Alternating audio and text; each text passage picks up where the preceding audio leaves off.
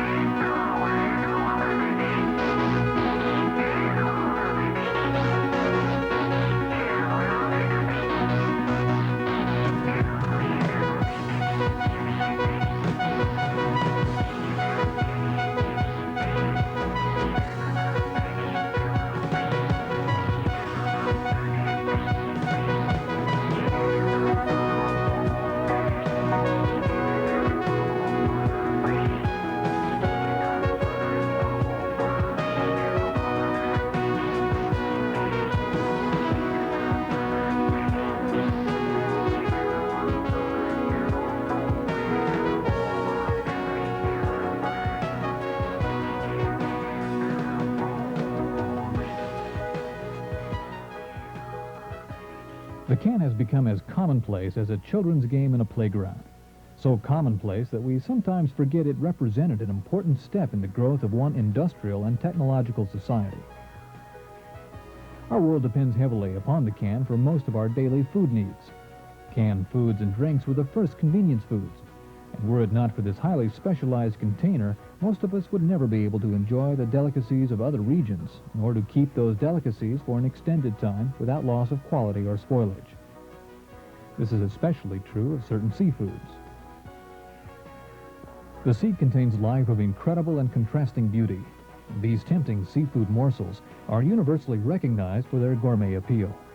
But removing these wonderful foods like crab meat from their natural container will destroy the sweet aroma and delicate taste of the fine meat within a very short time.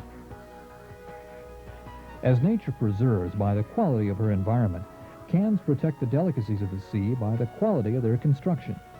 Therefore, this program will show correct ways to evaluate cans and can seams, for a flawless container ensures safety and assures better quality. Industrial, government, and university research has produced safe and efficient canning technology and can-making techniques. Proper canning techniques require can makers and processors to pay attention to several important factors. One of the most important criteria is that all cans have hermetic seals. Hermetic means airtight, and airtight seals are essential to keep bacteria out of the can and prevent food spoilage. Also, a hermetic seal prevents leakage of liquids or gases from the can and maintains desired pressure or vacuum. The best way to ensure construction of a hermetic seal is to have all cans double-seamed upon packing. A good double seam is essential to ensure against spoilage from air leaks. Since double-seamed cans are now an industry standard, this videotape will provide your employees with the necessary skills to properly evaluate both internal and external double-seam construction and identify possible corrective action for cans that do not conform to specifications. The best safeguard against improperly constructed double seams is regular inspection by a qualified person and correct operation of closing machines by can-making companies. The double seam consists of 5 thicknesses of tin plate interlocked or folded firmly together, with 7 thicknesses at the juncture of the end and side seams. The double seam is mechanically formed by 2 can closing machine operations. Our first operation roll tucks the curled edge of the cover underneath the flange of the can body. The seam is then completed by the second operation roll, which presses the folds of the metal tightly together, squeezing the compound lining into the spaces between the metal to make the airtight seal. The juncture of the double seam and the side seam is called the crossover or lap. Evaluation of can seams for airtightness should begin with visual inspection of cans coming from the closing machine.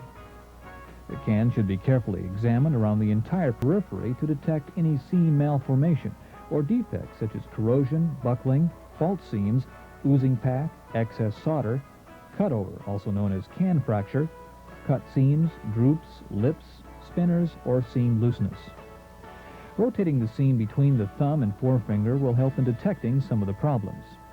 This visual inspection should occur at least every 30 minutes of closing machine operation. The results should be recorded. Additional visual seam inspection should be made immediately after a can jam in a closing machine, after startup of a machine following a long shutdown, after any adjustment is made on a closing machine, and after any change in a can or in material. A visual check or inspection will help find some problems, but not all. Some leaks are so small that they are called microleaks. Even though these leaks may be microscopic, bacteria can easily gain entry through these openings and your product can become contaminated. A microleak detector will help discover such openings in your cans. A microleak detector is simply a plexiglass cover with a small diameter hole bored through to the center of the cover and opening to one side. A vacuum pump is connected to the cover, completing the detector. The can to be tested is placed on a steady surface, and the center portion of the lid is removed, leaving about 1/4 of an inch of lid undisturbed next to the double seam. A little water is placed inside the can. A rubber gasket goes between the detector and the remaining lid, and the plexiglass cover sits on top of the can. The vacuum pump is turned on, and the can is placed on its side. If bubbles are seen rising inside the can, then the can has a leak. No bubbles will tell you that the can has been seamed correctly. A microleak detector will not pinpoint the cause of the leak, however. Therefore, a can teardown examination is necessary at a frequency of at least 1 can every 4 hours of closing machine operation, with a minimum of 2 per day. The results of the examination should be recorded, and any corrective action should be noted. Such examination should be made as soon as possible after starting up following a shutdown, waiting only long enough for the machine to warm up. All results should then be recorded. The tools required for seam examinations are available from the can suppliers, as well as from other sources.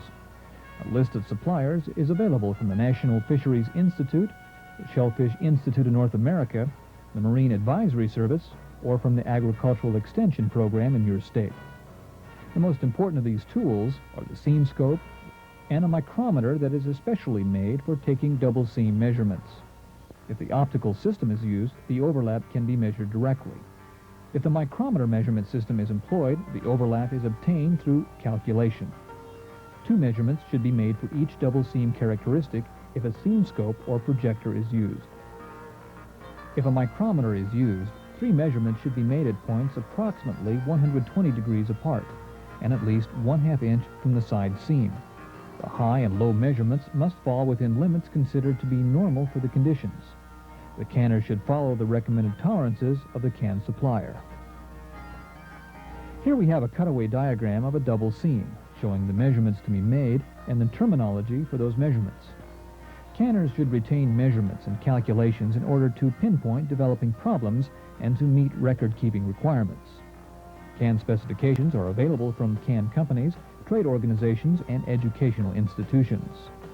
Specific double seam report forms can be developed, purchased, or adapted to meet the needs of individual companies.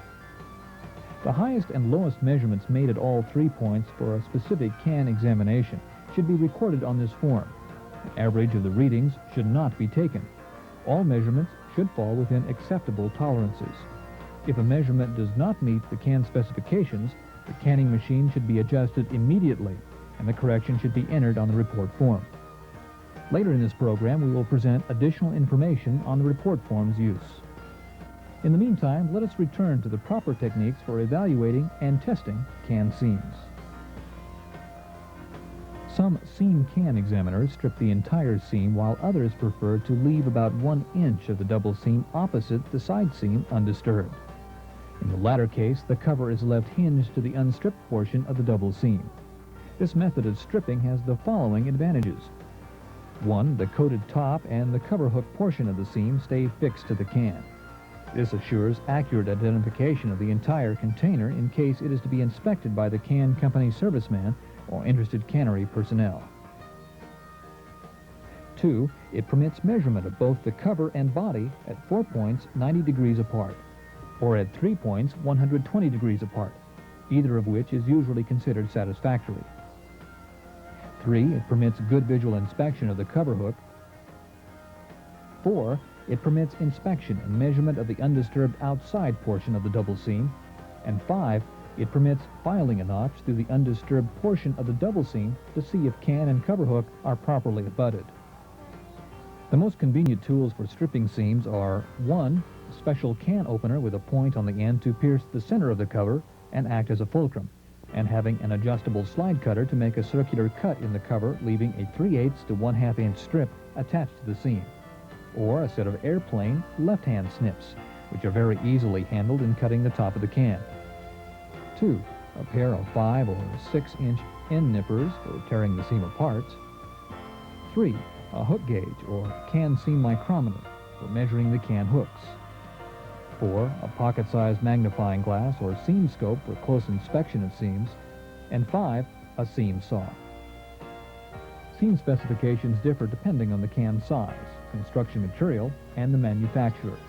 Therefore, it is not possible to list measurements which would apply in all cases and for all sizes of cans.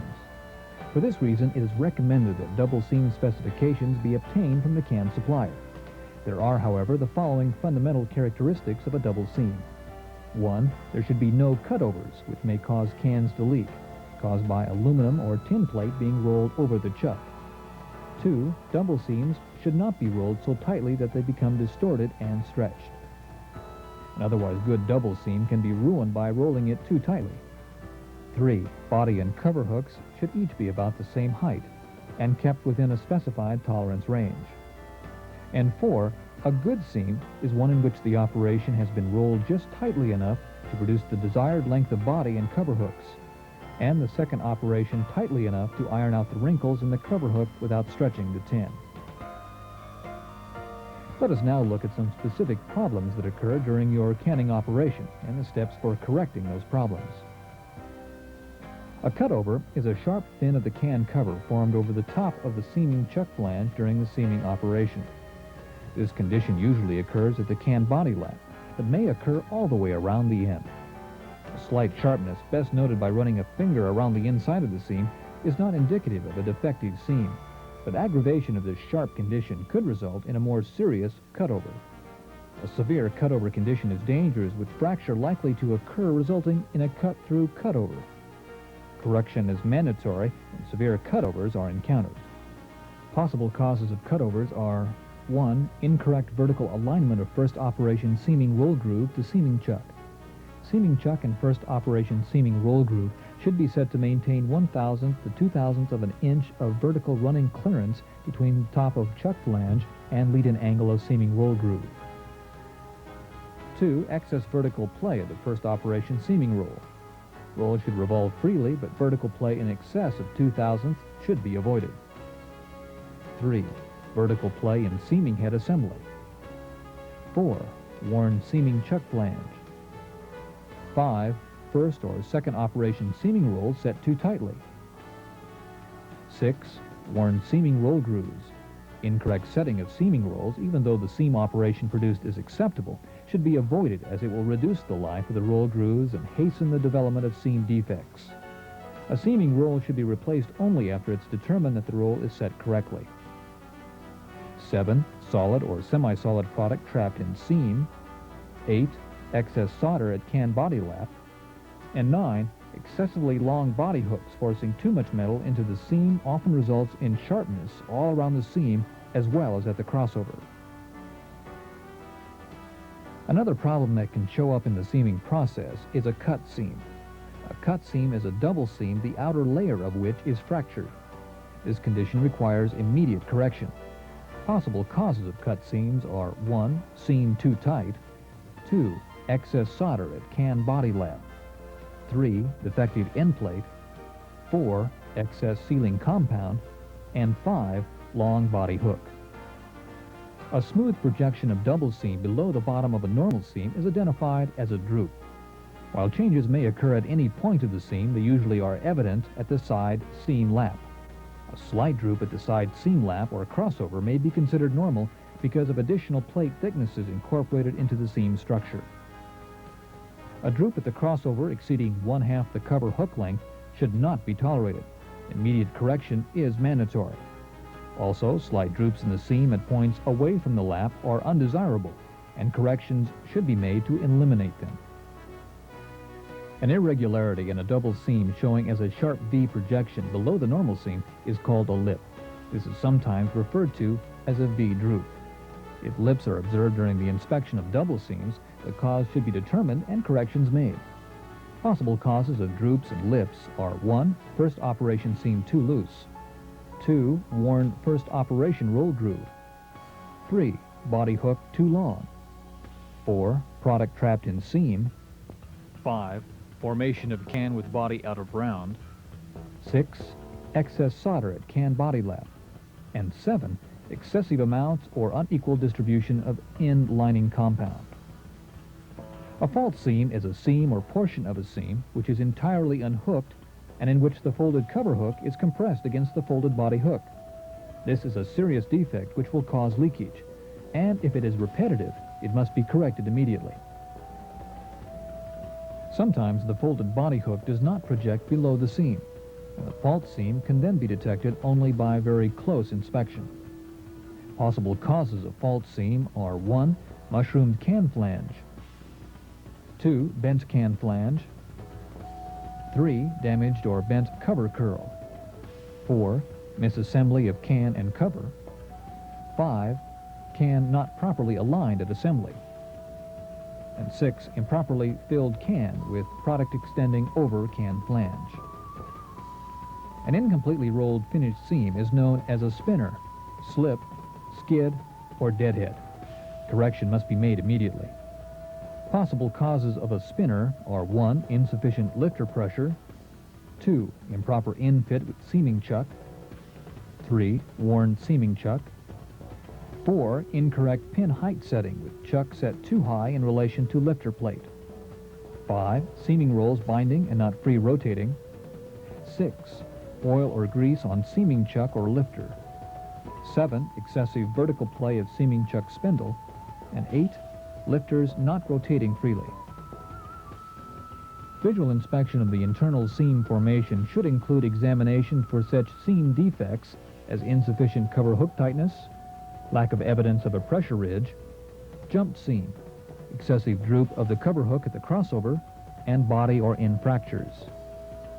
Combined with seam thickness and length measurement, the depth of waves or wrinkles in the cover hook is a widely accepted method for judging the tightness or compactness of the seam. Tightness or wrinkle is expressed in terms of how far the waves or wrinkles extend from cut edge downward toward the base of the cover hook. Wrinkles or waves have 3 dimensions.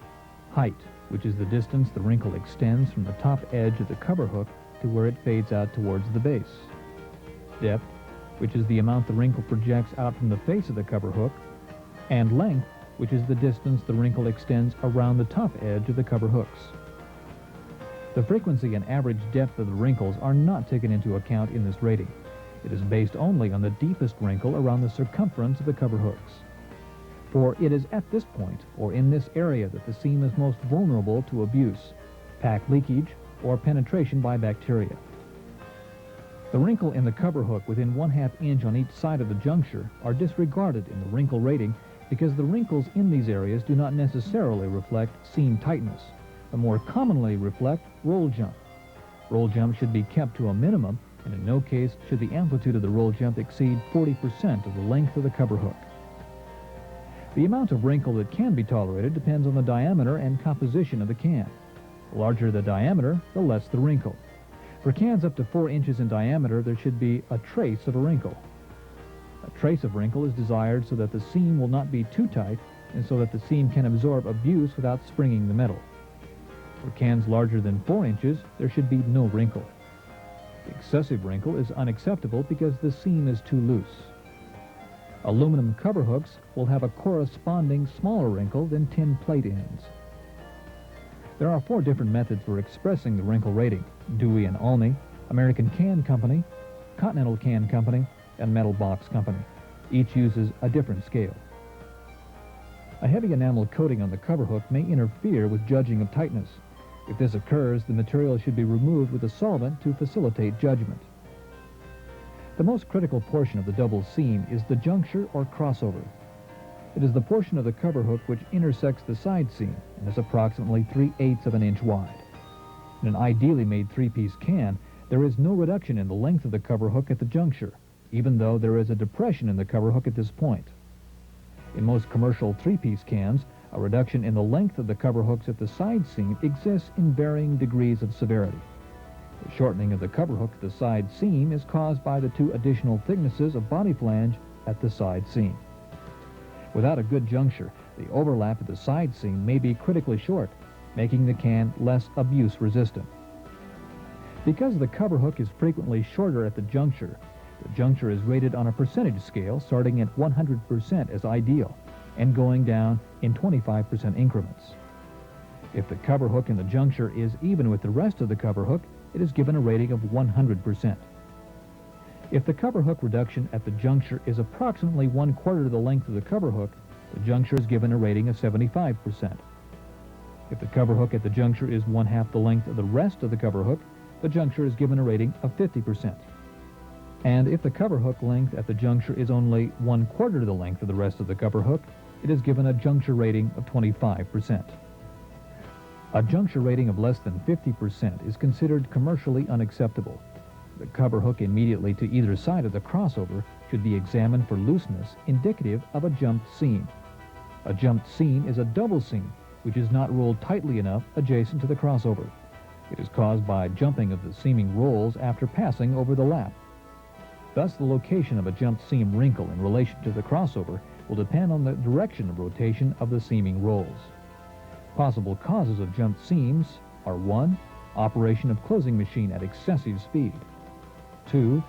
Sluggish acting second operation seaming roll cushion spring. 3. Second operation seaming roll cushioning too weak.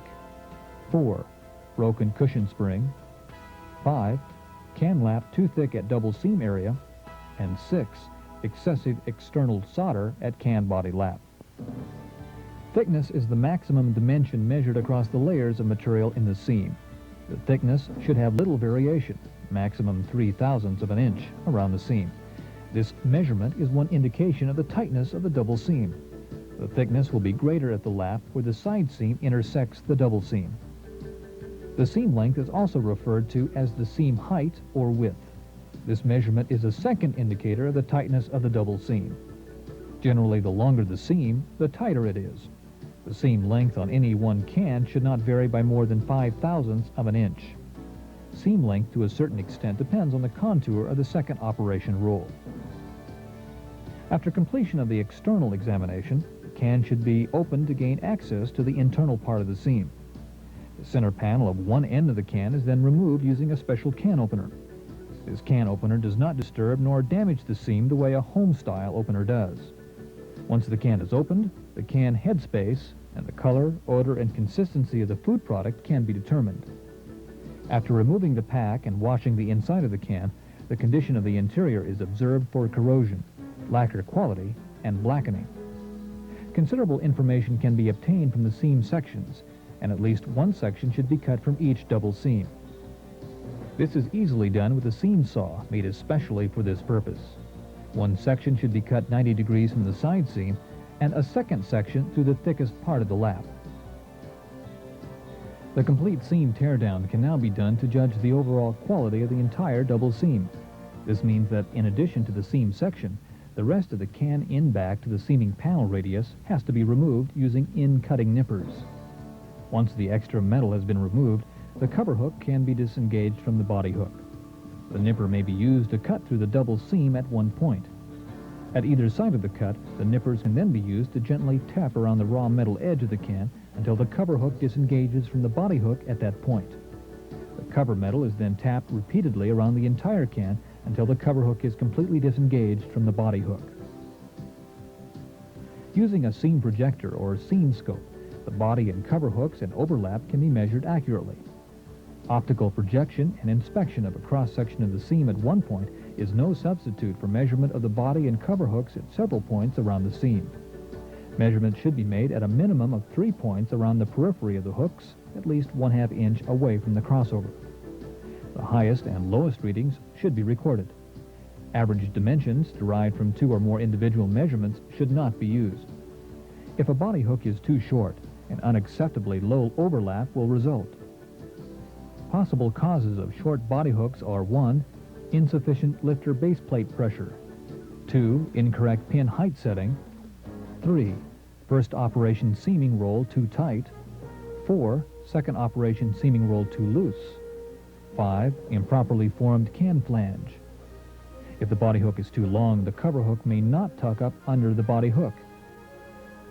Excessively long body hooks may result from 1. Too high lifter pressure, 2. Incorrect pin height, or 3. Mushroomed can flange. The cover hook measurement is difficult to perform accurately. However, practice will improve your manual dexterity. If the cover hook is too short, the overlap may be commercially unacceptable.